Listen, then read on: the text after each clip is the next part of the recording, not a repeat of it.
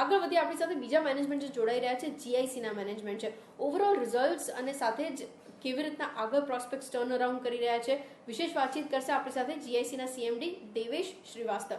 शुक्रिया सर मेरे साथ जुड़ने के लिए. Very good afternoon. सबसे पहले मैं इतने स्ट्रॉन्ग जो नंबर्स है उसी से शुरुआत करना चाह रही थी. क्या ये लो बेस का इफेक्ट था या फिर मैं जो पढ़ रही थी आपने कुछ ऑपरेटिंग एक्सपेंसेस भी है जो कम किए हुए हैं, कितने क्वांटम में ये कम हुए हैं, कितना इफेक्ट इस क्वार्टर के दौरान था, एक आइडिया अगर आप मुझे दे पाए. ऑपरेटिंग एक्सपेंसेस तो हमारे वैसे भी दुनिया में सबसे कम है. हमारे से कम के कॉस्ट पे कोई ऑपरेट करता नहीं है. जहां हमने एक्चुअली इंटरवेंशन किए हैं वो है हमारा बिजनेस के प्रोफाइल में कि हमने सिर्फ प्रॉफिटेबल बिजनेस लिखना शुरू किया है with a bottom line approach. तो टॉप लाइन का साथ छोड़ के हम बॉटम लाइन पे लगे हैं और उसी से जो भी फर्क देख रही हैं आप उसी से दिख रहा है मैम. क्योंकि अगर हमको एक सक्सेसफुल कंपनी रहना है आज से 15 साल 25 साल 50 साल तक तो हमको अपने बॉटम लाइन पर ही करना पड़ेगा. और उसी के लिए जो भी हमने मेहनत की है पिछले एक साल में उसी का ये नतीजा जो हम देख रहे हैं वो नंबरों में भी तब्दील हुए हैं.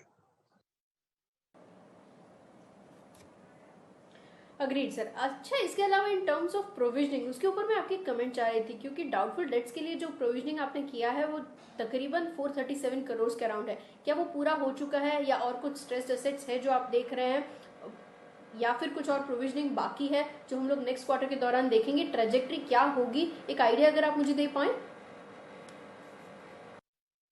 मैम हम लोग हमेशा कंजर्वेटिव अप्रोच रखते हैं और हमेशा मार्केट से ज्यादा ही कुछ करके रखते हैं क्योंकि वैसे भी हम लोग रिस्क के बिजनेस में हैं. हमको और रिस्क चाहिए नहीं अपने किताबों पे.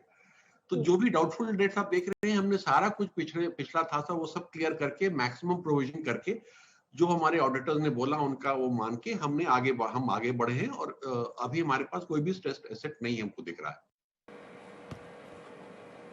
अच्छा सर, कुछ न्यूज़ रिपोर्ट में पढ़ रही थी यहाँ से जिस तरीके से नए जो आपके नेट इन्वेस्टमेंट यहाँ से इनकम है उसके अंदर एक इम्प्रूवमेंट आया है, लेकिन उसके कंपैरिजन में अगर कोर इंश्योरेंस बिजनेस की बात करने जाए तो वहाँ पे प्रीमियम थोड़ा लोअर हुआ है.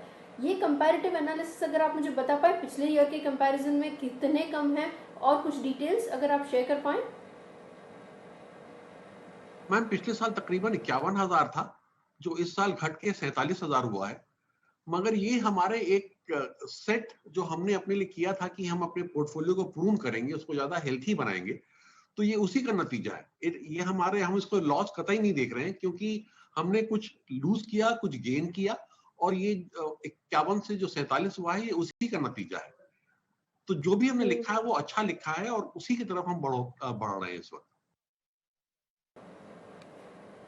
Okay, agreed sir. और इसके अलावा बाकी के सेगमेंट्स में किस तरीके से परफॉर्मेंस आप देख रहे हैं? कौन से ऐसे ग्रोथ ट्रिगर्स हैं जो ऑलरेडी आप थ्रेशोल्ड के ऊपर जो सेगमेंट्स में देख रहे हैं नेक्स्ट ईयर के लिए बेटर परफॉर्मेंस यील्ड करने के लिए तैयार हो ऐसे दिख रहे हैं?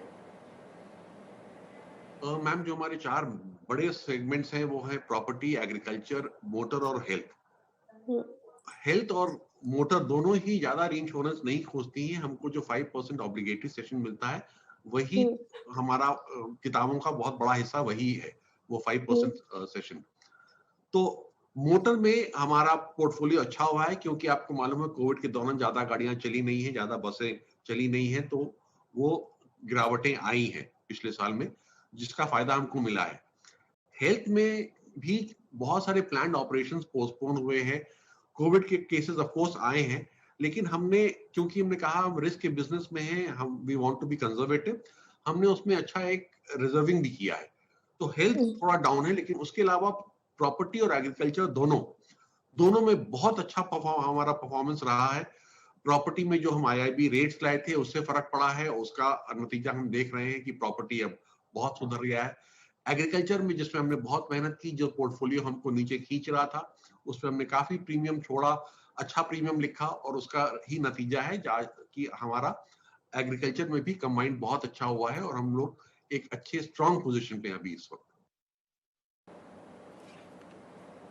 अग्रीड. तो फिर FY22 का आउटलुक कैसे रहेगा in terms of top line, किस तरीके से मैं एक्सपेक्ट करूं? क्योंकि सेकेंड हाफ में एक अच्छा इंप्रूवमेंट दिखा है, फर्स्ट हाफ डिस्ट्रप्शन था, लेकिन अब जो टर्न अराउंड आता हुआ दिख रहा है वो काफी बेहतरीन भी है.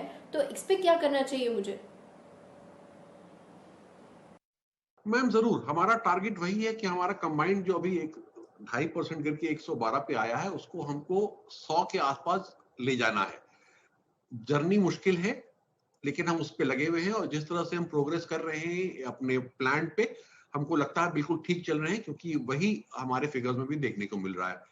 तो इस लिहाज से जो हमने 20-21 का परफॉर्मेंस अभी दिखाया है, हमको 21-22 भी वैसे ही हम लोग उसी पाथ पे अग्रसर रहेंगे और उसी में चलते रहेंगे, जिससे कि हमको यही चीज अगले साल भी देखने को मिले और हम अपना परफॉर्मेंस को बेटर कर पाए, क्योंकि हमारा मापदंड जो बेसिक है वो है हमारा कंबाइंड रेशियो। जैसे जैसे हमारा कंबाइंड रेशियो कम होता जाएगा, मतलब हम उतनी अच्छी बढ़ोतरी और अच्छा काम कर रहे हैं, वो प्रतीक होता है। Agreed sir. अच्छा, लास्ट चीज मुझे ये समझनी थी, गवर्नमेंट की तरफ से क्या कोई कम्युनिकेशन हुआ है डाइल्यूशन को लेकर, या आपसे कुछ टाइमलाइन के रिगार्डिंग बातचीत हुई है, मुझे बता पाएं? बिल्कुल नहीं, क्योंकि ये तो देखिए सरकार की मर्जी है, हमारे पास इस तरह की कोई इत्तला नहीं आई है।